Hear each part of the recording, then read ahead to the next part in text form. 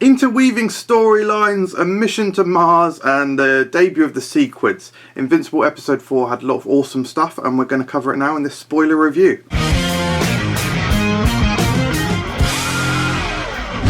Hello everyone, welcome to Invincible Central. My name's MJ, and today we're going to be talking about the spoilers for episode 4 of Invincible. This show is continuing to be absolutely incredible. We have loads of... I just love the plots. All of the sort of subplots that are weaving in and out of each other. And that we're getting so much exposure for this. There's so many great characters. And so far it's an absolutely fantastic adaptation of the comic book. So this episode opened up with some sort of plot in, I assume, Egypt, or a country that has pyramid and tomb type stuff, because we have this sort of intro stinger type sketch get up of a ancient evil mummy being resurrected, and then there's the gag of the door closing and actually the crisis is completely averted. I think it's implied that it's sort of done by accident by Invincible and Omni-Man, who are up training in the desert, and Omni-Man is teaching Mark, or Invincible, about a valuable lesson about not kicking up too much sand, which is absolutely brilliant foreshadowing for something that happens later in the episode. So straight away we're seeing some really interesting and really good storytelling techniques here, so I thought that was excellent. We're also seeing something that we don't see in other superhero properties. It happens in the Invincible comics, or at least it's mentioned in and happens in the Invincible comics, and that is superheroes need to exercise. They need to develop their powers, and they do so the same way that human beings develop their powers. You can exercise to gain more muscles, and that's exactly what happens in Invincible. So this is another awesome element that they're bringing into the show.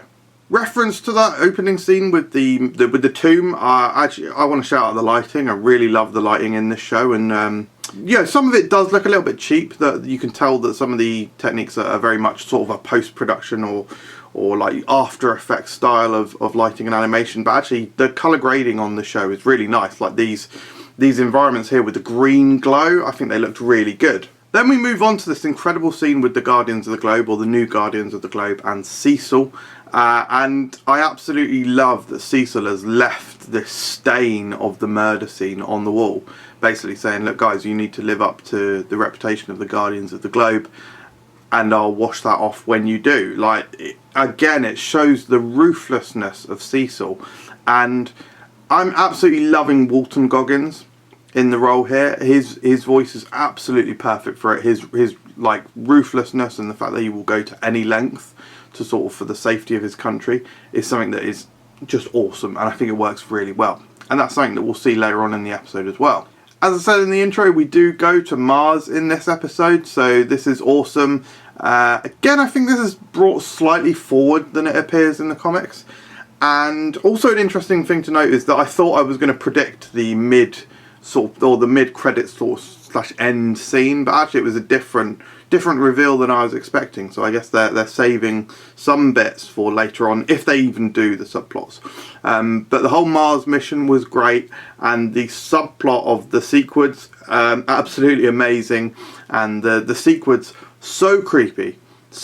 In the comics they are still creepy, but I think with the sound effects of the like, and the really the way that the moving motion sort of animates them and shows you how creepy and scary they are, is really good.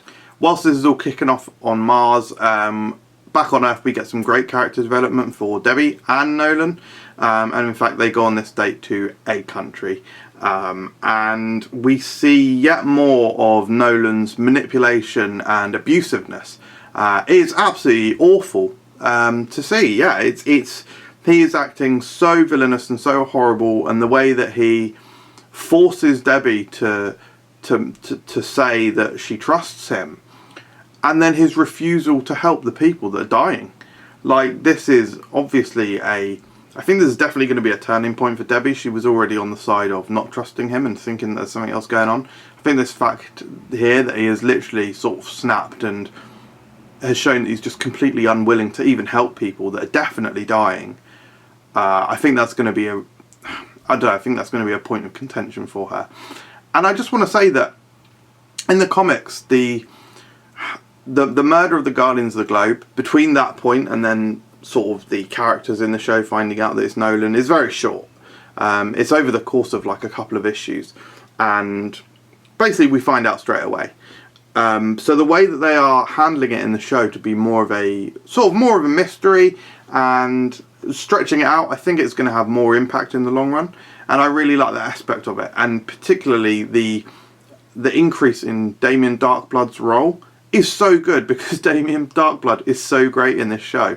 Really love his character, and this scene with, I've written down on the notes here, the Demonius Ex Mortem. This is so good. I absolutely loved this entire scene. So it's so cool that Cecil was able to recreate this ancient text. I just think that's so good. And then this scene, bringing in a completely sort of paranormal witchcraft sort of side to the show, which obviously we've seen and we've dabbled with before, the fact that we've got an actual demon in it, but we've not seen this really dark side of it, with this witchcraft symbol appearing. This whole scene was absolutely horrific and brilliant. It was so cool. And again, the lighting, everything went red and it glows, and the way it snaps as well when it rings the bell feels really gothic. It's so good, and the sound design is really great in this show as well. I've not mentioned it. Someone on the Invincible fans Facebook page mentioned actually that they loved the sound of Eve's powers, and I completely agree. Eve's powers sound so interesting, and again, this scene was just so good. The way the chains like really paranormally rip through the ground and pull him into hell. So good, and so unexpected as well. Something that I love about this show is that readers of the comics and fans of the comics are getting treated because they don't know exactly what to expect either. So whilst it is being incredibly faithful, we are also getting really cool scenes like this, which is completely new to us. So I absolutely love that aspect of it. It's brilliant.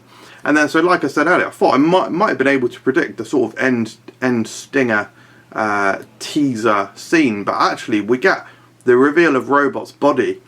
Amazing. Really glad that they've brought that forward again quite a bit.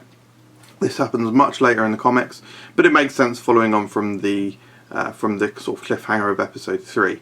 So yeah, really cool, and he looks real gross. So yeah, brilliant scene. Brilliant episode. They packed a lot into this episode. The whole Mars expedition, some great character development, and some just really iconic and memorable scenes. I think my favourite scene might have actually been the Damien Darkblood going back to hell trip. Anyway, thank you very much for watching, guys. I hope you enjoyed this episode. Give it a like. That always helps us out, and we'll see you next week. Cheers.